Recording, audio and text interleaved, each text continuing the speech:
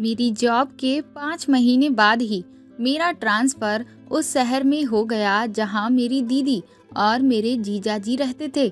मैं उनसे मिलने के लिए बहुत खुश थी क्योंकि मेरे जीजाजी के साथ मेरा बहुत ही फ्रेंडली बिहेवियर था और दीदी से तो मेरी हमेशा से ही खूब पटती थी। 3-4 दिन में ही मैं अपना सारा सामान लेकर उनके पास पहुँच गई। वह लोग भी मेरे आने से बहुत खुश थे। मेरी दीदी के 2 प्यारे प्यारे बच्चे थे जिनके साथ खेलना मुझे बहुत ज़्यादा पसंद था। एक दिन मुझे 4 दिनों के लिए दूसरे शहर में मीटिंग के सिलसिले में जाना पड़ा। मैं अपना कुछ सामान लेकर और दीदी को 4 दिन बाद लौटने का कहकर वहाँ से निकल गई। लेकिन जैसे ही मैं फ्लाइट में बैठने वाली थी तभी मुझे मेरे बॉस ने बताया कि जो विदेशी क्लाइंट्स हमसे मिलने मीटिंग के लिए आ रहे थे, दरअसल वहां पर मौसम खराब होने की वजह से उनकी सारी फ्लाइट्स कैंसिल हो गई हैं। इसलिए अब वह इस हफ्ते नहीं आएंगे। अब ये मीटिंग 2 हफ्ते के बाद रखी जाएगी। मीटिंग कैंसिल होने की वजह से मुझे वापस अपनी दीदी के घर लौटना पड़ा। जब मैं वापस घर पहुंची तो देखा कि दरवाज़ा अंदर से बंद था। मैंने काफ़ी देर बेल बजाई लेकिन किसी ने भी दरवाज़ा नहीं खोला। फिर मुझे ऐसा लगा कि शायद बेल खराब हो गई है। उसके बाद मैं बहुत देर तक दरवाजे को खटखटाती रही लेकिन कोई भी दरवाज़ा खोल ही नहीं रहा था, जिससे मुझे थोड़ी सी टेंशन होने लगी कि कहीं दीदी को कुछ हो तो नहीं गया है, क्योंकि जीजा जी भी अपने ऑफिस एक बार सुबह चले जाते हैं तो सीधा शाम को ही वापस आते हैं और अक्सर तो वह अपने काम के सिलसिले में शहर से बाहर ही रहते हैं। तो इस वक्त तो दीदी घर में अकेली ही होंगी। बच्चे भी स्कूल गए होंगे। कहीं ऐसा तो नहीं कि उनकी तबीयत खराब हो। मुझे बहुत टेंशन होने लगी। मेरे पास कोई दूसरी चाबी भी नहीं थी। इस वजह से मैं उनके घर के अंदर जाने का रास्ता ढूंढने लगी। जब मैं पीछे की तरफ गई तो मैंने देखा कि उनकी किचन की खिड़की खुली हुई थी, जिसे देखकर मुझे थोड़ी तसल्ली मिली। मैं तुरंत ही खिड़की के रास्ते से अंदर कूदी, लेकिन अंदर मुझे दीदी कहीं भी दिखाई ही नहीं दे रही थी। तभी थोड़ा आगे बढ़ने पर मुझे मेज़ पर कुछ गुलाब के फूल रखे हुए दिखाई दिए और दीदी के कमरे से कुछ अजीब सी आवाज़ें आ रही थीं। इसलिए मैं उसी तरफ बढ़ गई। उनके कमरे का दरवाज़ा थोड़ा सा खुला हुआ था। तभी मैंने सामने वह नज़ारा देखा जो मुझे नहीं देखना चाहिए था। मेरी दीदी जीजा जी के ऊपर बैठकर वह सब कर रही थीं। वह दोनों लोग भरपूर जोश में थे और शायद उन्हें इसी जोश में होने की वजह से मेरे दरवाज़ा बजाने की कोई आवाज़ सुनाई नहीं दी। मैं तुरंत ही पीछे हटी क्योंकि उनके इस तरह के पलों को मुझे नहीं देखना चाहिए था। मैं मन ही मन बड़ी शर्मिंदगी महसूस करने लगी कि मैंने उन्हें इस तरह की अवस्था में देख लिया। मुझे लगा कि अब मुझे वापस बाहर जाना होगा, क्योंकि अगर उन्हें पता चला कि मैं इस तरह से अंदर आ गई और मैंने उन्हें देख लिया तो उन लोगों को भी बहुत शर्मिंदगी महसूस होगी। इसलिए मैं तुरंत ही वापस खिड़की के रास्ते से बाहर निकल गई। मैंने सोचा कि ऐसा करती हूँ, किसी रेस्टोरेंट में जाकर 2-3 घंटे बिता आती हूँ। तब तक वह लोग अपने प्यार के पलों को भी अच्छे से एंजॉय कर लेंगे। इसीलिए ये सब सोचकर मैं वहीं के एक फेमस होटल में पहुँच गई। अभी मैं वहाँ पर बैठकर अपने दिए हुए ऑर्डर का इंतज़ार ही कर रही थी कि तभी मैंने जीजा जी को कुछ लोगों के साथ बाहर निकलते हुए देखा। उन्हें देखकर तो मेरे होश ही उड़ गए कि जीजा जी तो घर पर थे, लेकिन फिर वह अचानक यहाँ कैसे? ये मेरे लिए बहुत ही आश्चर्य की बात थी। इसलिए मैं अपने कदमों को रोक नहीं पाई और तुरंत ही उनके पीछे गई। मैंने उन्हें आवाज़ दी। मेरी आवाज़ सुनकर वह पीछे पलटे और मुझे वहाँ देखकर वह खुद बुरी तरह से चौंक गए। वह कहने लगे कि तुम तो बाहर जाने वाली थी, तो फिर तुम यहाँ क्या कर रही हो? मैंने कहा कि वो दरअसल अचानक से मेरी मीटिंग कैंसिल हो गई। लेकिन आप यहाँ क्या कर रहे थे? वह कहने लगे कि मैं तो आज यहाँ सुबह से ही मीटिंग के लिए आया हूँ। अब जाकर मेरी मीटिंग खत्म हुई है, इसलिए वापस ऑफिस जा रहा था। लेकिन अगर तुम्हारी मीटिंग कैंसिल हो गई तो तुम यहाँ क्या कर रही थी? तुम्हें तो घर जाना चाहिए था।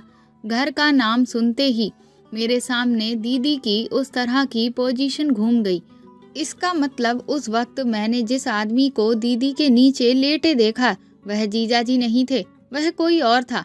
इसका मतलब क्या मेरी दीदी जीजा जी को धोखा दे रही हैं? एक साथ मेरे दिमाग में ना जाने कितने सारे सवाल चलने लगे और मैं अपनी सोच में गुम हो गई। तभी जीजा जी ने मुझे हिलाते हुए कहा, मीनाक्षी किस सोच में पड़ गई? मैंने तुमसे कहा कि तुम वापस घर क्यों नहीं गई? तुम यहाँ क्या कर रही हो? अब मुझे कुछ भी समझ नहीं आ रहा था कि मैं उन्हें क्या बताऊं कि मैं यहाँ पर क्या कर रही थी। मैं उन्हें किस मुंह से बताती कि मैं तो घर गई थी, लेकिन वहाँ पर मैंने जो कुछ देखा उसे देखते ही मैं वापस इस होटल में आई। मैंने उनसे बहाना करते हुए कहा कि वो दरअसल मेरी एक फ्रेंड ने अचानक ही मुझे यहाँ पर मिलने के लिए बुलाया, तो मैं बस उसी का इंतज़ार कर रही थी। मेरी बात सुनकर जीजा जी निश्चिंत हुए और कहने लगे, ओके, तो इसमें इतना परेशान होने वाली क्या बात है? चलो ठीक है, तुम अपनी फ्रेंड से मिलो जाकर, मुझे ऑफिस जाने में देरी हो रही है। उसके बाद जीजा जी अपने ऑफिस के लिए निकल गए, लेकिन मेरा तो सर दर्द की वजह से फटा जा रहा था। मुझे कुछ भी समझ नहीं आ रहा था कि आखिर ये सब हो क्या रहा है। मैं तुरंत ही वहाँ से घर के लिए निकली। इस बार जब मैंने दरवाज़ा खटखटाया तो पहली बार में ही दीदी ने दरवाज़ा खोल दिया। मुझे सामने देखकर दीदी बुरी तरह से चौंक गईं कि मैं तो मीटिंग के लिए गई हुई थी, फिर मैं यहाँ कैसे आ गई? तो मैंने उनसे कहा कि वो दरअसल मीटिंग कैंसिल हो गई थी, बस इसलिए मुझे वापस आना पड़ा। उसके बाद वह मुझसे बिल्कुल नॉर्मल तरीके से बात कर रही थी, जैसे कि हमेशा से करती आई थी। मुझे अभी तक यकीन नहीं हो रहा था कि मैंने दीदी को उस वक्त किसी और के साथ देखा था, जीजा जी के साथ नहीं।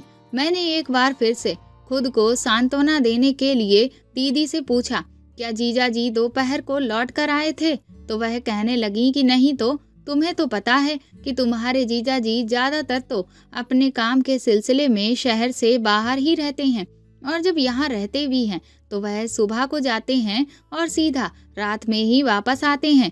दिन में उनके आने का तो कोई चांस ही नहीं बनता। लेकिन तुम ये सब क्यों पूछ रही हो? तो मैंने उनसे कहा, कुछ नहीं, बस ऐसे ही पूछा। उसके बाद मैं खाना खाकर अपने कमरे में चुपचाप बैठ गई, लेकिन मेरे दिमाग में अभी भी वही दृश्य चल रहा था जो मैंने कुछ घंटे पहले देखा था।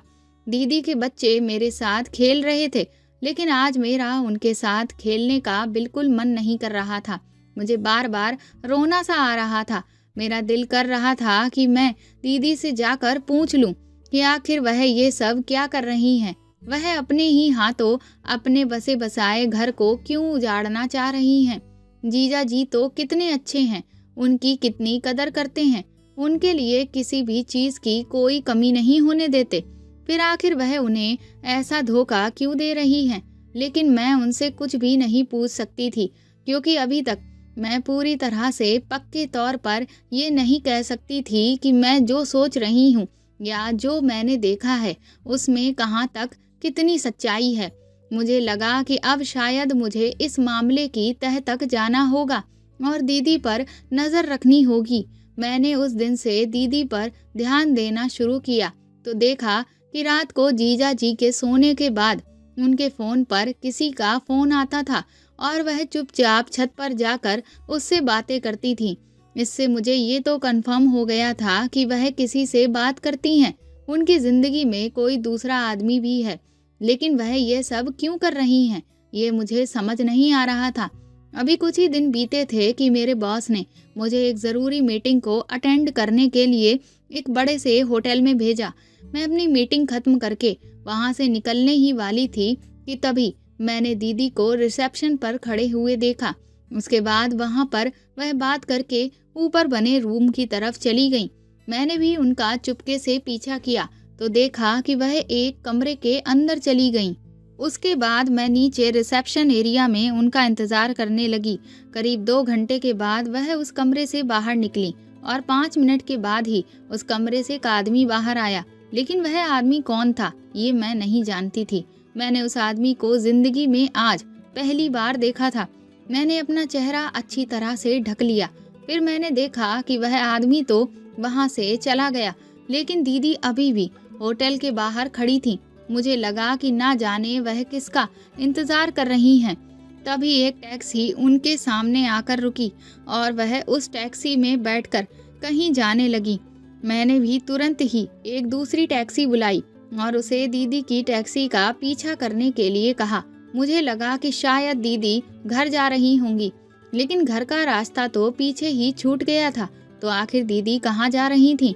अभी हमारी टैक्सी आगे के रास्ते पर बढ़ ही रही थी कि फिर दीदी की टैक्सी एक दूसरे होटल के पास जाकर रुकी। उसके बाद वह टैक्सी से उतरकर होटल के अंदर चली गई। मैं भी तुरंत ही छुपकर उनके पीछे गई। फिर वह लिफ्ट से होते हुए उस होटल के एक रूम के अंदर चली गई और उस रूम से भी वो करीब 2 से 3 घंटे के बाद बाहर आई और उनके साथ में ही एक और आदमी निकला। इस बार इस आदमी को देखकर मेरे होश ही उड़ गए, क्योंकि ये आदमी और कोई नहीं बल्कि रवि था। रवि मेरे बड़े भाई का दोस्त था और वह इतनी दूर यहाँ पर क्या कर रहा था और दीदी उसे इस होटल के कमरे में ऐसे चुपचाप मिलने क्यों आई थी?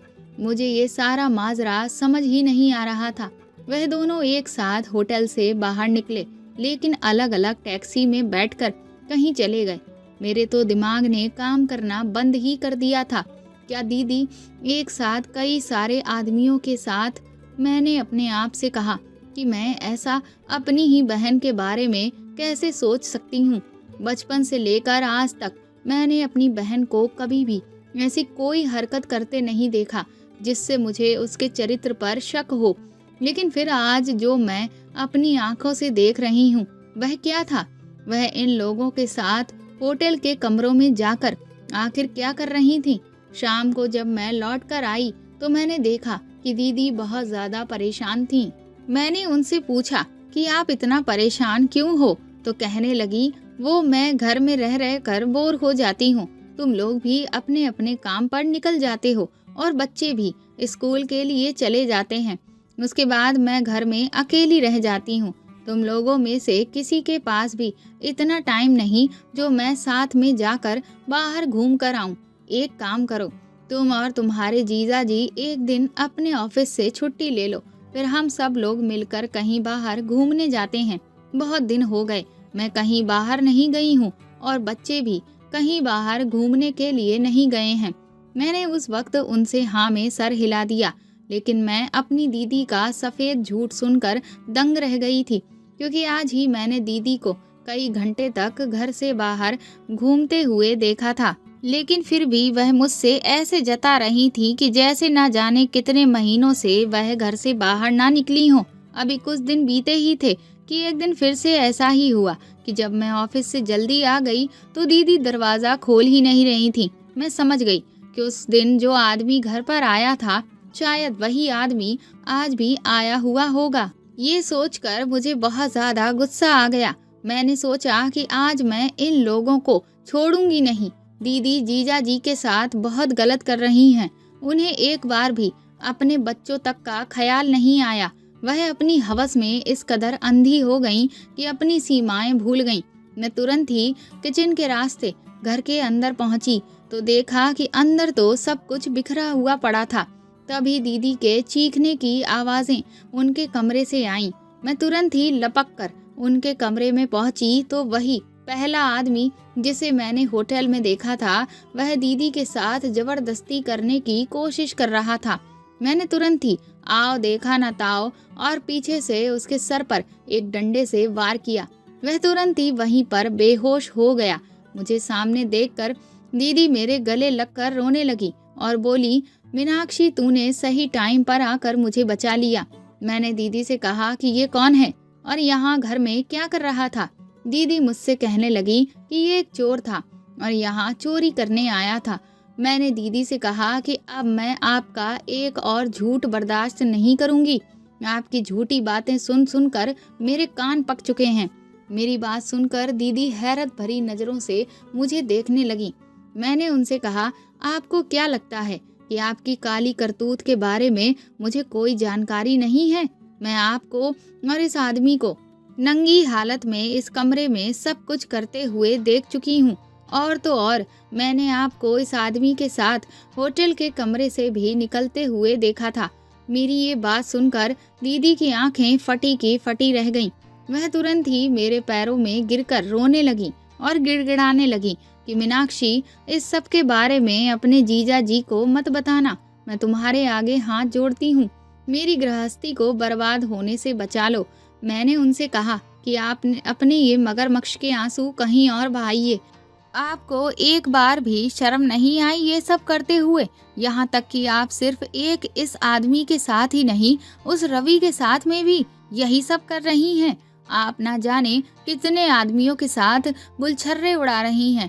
अरे आपके जैसी औरत को तो डूबकर मर जाना चाहिए। दीदी कहने लगी कि तुम सच कह रही हो मीनाक्षी, मेरे जैसी औरत को जिंदा रहने का कोई हक नहीं है।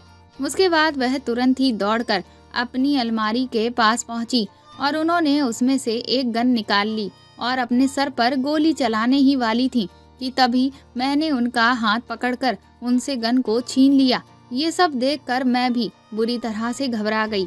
मैंने उनसे कहा कि अगर आपको अपने किए पर इतनी ही शर्मिंदगी है तो आप ये सब आखिर कर ही क्यों रही थी? वह कहने लगी कि ये सब मैं अपनी खुशी से नहीं कर रही थी, बल्कि मैं मजबूर थी, क्योंकि ये आदमी मुझे ब्लैकमेल कर रहा था। ब्लैकमेलिंग की बात सुनकर तो मैं दंग रह गई। मैंने कहा कि आपको ये ब्लैकमेल कर रहा था, लेकिन क्यों? आखिर किस वजह से? दीदी ने कहा कि आज मैं तुम्हें सब कुछ बताऊंगी, लेकिन वादा करो कि तुम मेरी मदद करोगी, क्योंकि मैं इस जाल में इतनी बुरी तरह से फंस चुकी हूँ कि अब इससे निकल पाना मेरे अकेले के बस की बात नहीं है। मैंने उनसे कहा कि अगर आप मुझे सब कुछ सच सच बताएंगी तो ही मैं आपकी मदद करूंगी। उसके बाद मैंने और दीदी ने उस आदमी को एक कुर्सी पर अच्छे से बांध दिया और उसके मुंह पर अच्छे से कपड़ा लपेट दिया। मैंने दीदी को पानी पिलाया और उन्हें थोड़ा शांत किया। उसके बाद उन्होंने मेरे सामने अपने अतीत के वह पन्ने खोलने शुरू किए जिनके बारे में आज तक कोई नहीं जानता था। दीदी ने कहा कि शादी से पहले जीजा जी उन्हें बहुत प्यार करते थे। आए दिन कभी रोमांटिक डेट ऑर्गेनाइज करते थे तो कभी उन्हें बाहर घुमाने लेकर जाते थे, लेकिन बच्चे होने के बाद जीजा जी ने उन पर ध्यान देना बिल्कुल ही बंद कर दिया। उन्होंने इस चीज की कई बार शिकायत की कि वह उन्हें समय नहीं देते, लेकिन वह हर बार उन्हें यही जताते हैं कि वह उनके लिए ही तो ये पैसे कमा रहे हैं, और फिर रुपए पैसे को जब कोई कमी ही नहीं तो फिर वह उनसे शिकायत क्यों करती रहती हैं। दीदी ने उन्हें कई बार समझाने की कोशिश की कि सिर्फ पैसा ही सब कुछ नहीं होता है, पैसे से हर ख्वाहिश पूरी नहीं की जा सकती है। उन्हें जीजा जी के समय की ज़रूरत है, लेकिन जीजा जी ये बात समझने को तैयार ही नहीं थे। इस दौरान माँ की तबीयत खराब हुई तो उन्होंने दीदी को कुछ दिनों के लिए अपने पास बुला लिया, क्योंकि उस वक्त मैं भी इंजीनियरिंग कॉलेज में थी और भाभी के पिताजी का देहांत हो जाने के कारण भैया और भाभी भी उनके मायके गए हुए थे, जिस वजह से माँ बिल्कुल अकेली थी। उसके बाद जब दीदी वहाँ पहुँची तो बच्चों का ध्यान रखने के लिए भैया का दोस्त रवि अक्सर घर आ जाया करता था। न जाने कैसे, लेकिन उसने दीदी के चेहरे की उदासी को भांप लिया। उसने धीरे धीरे दीदी से दोस्ती करना शुरू कर दिया। दीदी को भी उसका साथ अच्छा लगने लगा। वह बच्चों का भी बहुत ध्यान रखा करता था और बच्चे उससे बहुत ज़्यादा खुश थे। एक तरह से जो खुशियाँ, जो क्वालिटी टाइम दीदी को अपने पति से चाहिए था और वह चाहती थी कि उनके बच्चों को उनके पति दे, वह समय रवि उन्हें और उनके बच्चों को दे रहा था। इसी बीच जब उन्हें फिर वापस वहाँ से आना पड़ा तो रवि ने उन्हें प्रपोज कर दिया, जिसे सुनकर वह बुरी तरह से चौंक गईं और उन्होंने उसके प्रपोजल के लिए साफ इनकार कर दिया। रवि ने उन्हें समझाने की कोशिश की कि कम से कम हमारे बीच अच्छी दोस्ती तो रह सकती है, लेकिन दीदी ने कहा कि अब मैं तुमसे दोस्ती भी नहीं करना चाहती, और उसके बाद वह वहाँ से वापस यहाँ आ गई। लेकिन यहाँ आने के बाद जीजा जी का अभी भी वही रवैया था। दीदी ने कई तरीके अपनाए ताकि जीजा जी उन पर ध्यान देना शुरू करें, लेकिन उन्हें तो किसी भी चीज से कोई मतलब नहीं था और इधर दीदी को अकेलापन खाए जा रहा था। वही रोजमर्रा की बोरिंग जिंदगी से वह पूरी तरह से ऊब चुकी थी। उन्हें लगने लगा कि शायद वह जैसे धीरे धीरे डिप्रेशन का शिकार हो रही हैं। फिर एक दिन अचानक ही रवि का उनके पास फोन आया। उसने सबसे पहले तो अपनी उस दिन की बात के लिए माफ़ी मांगी और फिर उसने कहा कि हम एक अच्छे दोस्त तो बनकर रह ही सकते हैं, क्योंकि मुझे तुम में एक अच्छा दोस्त हमेशा से ही नज़र आता था। दीदी ने सोचा कि दोस्ती में तो कोई बुराई नहीं है और फिर उस दिन से उनकी रवि से बातचीत शुरू हो गई। धीरे धीरे रवि उनसे मिलने के लिए आने लगा, लेकिन रवि का घर आना जीजा जी को पसंद नहीं आया, इसलिए दीदी ने रवि से घर आने को मना कर दिया। तो रवि ने दीदी से मिलने के लिए होटल का रास्ता चुना और जब एक दिन दीदी होटल में रवि से मिलने के लिए गईं, तो वह उस दिन अपनी सारी सीमाएं लांघ गई थीं, क्योंकि उस वक्त उन्हें जैसे ही रवि से थोड़ा सहारा मिला तो उनके कदम बहक गए और फिर वह सब कुछ कर बैठी जो उन्हें कभी नहीं करना चाहिए था। उसके बाद तो ये एक सिलसिला सा चल पड़ा। रवि ने उन्हें समझाया कि इस सब में कोई भी बुराई नहीं है, क्योंकि इससे तुम्हें भी सुकून मिलता है और उसे भी। उसके बाद जब दीदी दोबारा से अपने मायके गईं, तो फिर उन दोनों का आपस में एक बार फिर से मिलने का मन करने लगा, लेकिन आखिर वह वहां पर कहाँ जाते, उन्हें ये बात समझ नहीं आ रही थी। इसलिए रवि ने अपने एक दोस्त का घर एक दिन के लिए किराए पर लिया। उस दिन उसका दोस्त शहर से कहीं बाहर गया हुआ था और फिर वह दीदी को लेकर उस घर में चला गया।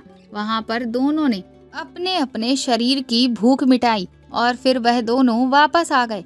वापस आने के बाद दीदी फिर से अपनी उसी रोज की जिंदगी में लग गईं और फिर एक दिन रवि का उनके पास फोन आया और उसने जो खबर दीदी को सुनाई, उसे सुनकर तो उनके पैरों तले जमीन निकल गई। रवि ने बताया कि उसके दोस्त मानव ने उनका और दीदी का उस तरह का वो सब करते हुए वीडियो तैयार कर लिया है। दरअसल वह लोग जब लास्ट टाइम उसके घर पर गए थे तो उसने वहां पर कैमरा लगा दिया था, जिसमें अब उनका वीडियो रिकॉर्ड हो चुका है और अब वह रवि को ब्लैकमेल कर रहा था। ये सुनकर तो दीदी के होश ही उड़ गए। दीदी ने तुरंत ही जीजा जी से बहाना बनाया कि वह 2-3 दिन के लिए मायके वापस जाना चाहती हैं। जीजा जी ने उन्हें इजाज़त दे दी। उसके बाद दीदी जब वहां पहुंची तो रवि के दोस्त मानव ने उनके सामने ये शर्त रख दी कि वह ये वीडियो एक शर्त पर ही किसी को नहीं दिखाएगा। अगर दीदी जो रवि के साथ करती आ रही हैं वही सब मानव के साथ भी करें। ये सुनकर तो दीदी के पैरों तले जमीन निकल गई, लेकिन फिर वह मजबूर हो गई और उन्हें मजबूरी में वह सब मानव के साथ भी करना पड़ा। उसके बाद तो उन्हें लगा कि अब शायद उनका इस सब से पीछा छूट जाएगा, लेकिन ऐसा कुछ भी नहीं हुआ। फिर तो ये सिलसिला चल निकला। मानव ने मुझे ब्लैकमेल करके डरा धमका कर उनके घर का पता भी उनसे जान लिया और फिर तो वह जब उनका मन करता तब घर आकर उनके साथ वह सब करने लगता और अब धीरे धीरे वह दीदी से पैसों की डिमांड भी करने लगा, जिससे अब वह बहुत तंग आ चुकी हैं। अब उन्हें ऐसा लगता है कि वो एक जाल में फंस चुकी हैं। दीदी बोली कि इधर मैं रवि को भी कुछ नहीं बता सकती थी, क्योंकि अगर मैं उसे बताती कि मैं उसकी पीठ के पीछे मानव के साथ भी यही सब अभी तक करती आ रही हूँ तो वह मुझे धोखेबाज समझता, जबकि मैं एक धोखेबाज नहीं हूँ। इतना कहते हुए दीदी फूट फूट कर रोने लगी। तभी मैंने देखा कि मानव को होश आ गया। मैंने उससे तुरंत ही उसका फ़ोन छीना और उसके फ़ोन में पड़ा हुआ वह वीडियो डिलीट कर दिया। मैंने उससे कहा कि अब आज के बाद अगर तू मेरी दीदी के आसपास भी नज़र आया तो मैं तेरी पुलिस में कंप्लेंट करूँगी। मेरी बात सुनकर वह ज़ोर ज़ोर से हंसने लगा। कहने लगा कि तुम्हें क्या लगता है मेरे फ़ोन से वीडियो डिलीट करने से तुम्हारी बहन बच जाएगी? अभी एक वीडियो तो रवि के फ़ोन में भी पड़ा हुआ है। उसकी ये बात सुनकर तो मेरे और दीदी के दोनों के होश उड़ गए। दीदी ने कहा कि आखिर तुम कहना क्या चाहते हो? तब मानव ने बताया कि ये सब तो रवि का ही बनाया हुआ प्लान था। उसने ही कहा था कि वह बहाने से तुम्हें मेरे घर बुला लेगा और फिर तुम्हारा वीडियो तैयार कर लेगा और फिर मैं सामने से आकर तुम्हें ब्लैकमेल करूंगा, तुम्हारे साथ मजे भी लूंगा और तुमसे पैसे भी ले लूंगा और फिर वह पैसे मेरे और रवि के बीच में आधे आधे बट जाएंगे। इस तरह से दोनों मिलकर तुम्हें खूब लूटते रहेंगे, जिस्म से भी और पैसों से भी। और तुम इतनी बड़ी बेवकूफ़ औरत निकली कि तुम्हें इस सब की भनक तक नहीं लगी। कि हम दोनों मिलकर तुम्हारा फायदा उठा रहे हैं। ये सब सुनकर तो दीदी फूट फूट कर रोने लगी। वह बोली, अब मेरे पास मरने के सिवाय और कोई ऑप्शन नहीं है। इन दोनों के चक्कर में पड़कर मैंने अपनी बसी बसाई गृहस्थी बर्बाद कर ली। अगर मैंने अपनी इच्छाओं पर काबू किया होता तो आज मुझे ये दिन ना देखना पड़ता। मैं एक बहुत बुरी माँ हूँ। मेरे बच्चों को मेरे जैसी माँ कभी नहीं मिलनी चाहिए। दीदी एक बार फिर से खुद को मारने की कोशिश करने लगी। मैंने उनसे कहा कि जज्बाती होकर आप फिर से कोई बेवकूफ़ी ना करें। पहले ही आप अपनी ज़िंदगी खराब करने के लिए बहुत सारे ऐसे कदम उठा चुकी हैं, लेकिन कम से कम अब तो कोई भी ऐसा काम ना करें। अब तो कम से कम अपने बच्चों के बारे में सोच लें कि अगर आपको कुछ हो गया तो आपके बच्चों का क्या होगा। वह मुझसे कहने लगी कि अब तुम ही बताओ, मरने के सिवा मेरे पास और क्या रास्ता है। आखिर इस सब से मैं अब कैसे बचूंगी। मैंने उनसे कहा कि आप फिक्र मत करिए, हमें ठंडे दिमाग से सोचना होगा, इसीलिए आप थोड़ी देर शांत रहिए। मैंने दीदी से कहा कि अब आप ऐसा करिए, हमारे पास एक ही रास्ता है कि आप जीजा जी को सब कुछ बता दीजिए। मेरी बात सुनकर दीदी बुरी तरह से रोने लगी। बोली, मैं तुम्हारे जीजा जी को ये सब नहीं बता सकती। अगर उन्हें पता चल गया तो वह मुझे तलाक दे देंगे और मैं उन्हें हरगिज नहीं छोड़ना चाहती। इससे तो अच्छा है कि मैं मर ही जाऊं। मैंने उनसे कहा कि आप समझती क्यों नहीं, हमारे पास इसके सिवाय और कोई दूसरा रास्ता नहीं है। पर दीदी जीजा जी को सब कुछ बताने के लिए तैयार ही नहीं थे। इधर मानव अपने आप को बहुत स्मार्ट समझ रहा था और इसीलिए बहुत ज़्यादा खुश हो रहा था कि तभी दीदी के फ़ोन की घंटी बजी। दीदी ने जब फ़ोन की तरफ देखा तो जीजा जी उन्हें फ़ोन कर रहे थे। वह बुरी तरह से घबरा गईं। मैंने उनसे कहा कि आप परेशान मत हो और आराम से रिलैक्स होकर जीजा जी का फ़ोन उठाओ। मेरे कहने पर उन्होंने जीजा जी का फ़ोन उठाया तो हमें पता चला कि जीजा जी 2 हफ्ते के लिए शहर से कहीं बाहर जा रहे हैं। आधे घंटे में वह घर पहुंच रहे हैं और दीदी उनका बैग पैक करके तैयार रखें क्योंकि उन्हें तुरंत ही निकलना होगा। ये सुनकर तो दीदी बुरी तरह से हड़बड़ा गई कि अब वह क्या करेंगी। और इधर मानव भी सामने बैठा हुआ था। मैंने उनसे कहा कि आप बिल्कुल परेशान मत होइए। मैंने दीदी से कहा कि आप पूरे घर की सारी चीज़ें सही से रख दीजिए और मानव को हम दोनों लोग अपने कमरे में बंद करके रखेंगे जब तक कि जीजा जी चले नहीं जाते। उसके बाद हम लोगों ने ऐसा ही किया। जीजा जी इतनी जल्दी में थे कि उन्होंने किसी भी चीज़ पर कोई ध्यान नहीं दिया। घर आते ही सीधा अपना बैग उठाया और तुरंत ही निकल लिए। तब हम दोनों ने थोड़ी देर चैन की सांस ली। मैंने अपना कमरा अच्छे से बंद कर दिया और मानव को भी बहुत अच्छे से बांध दिया था।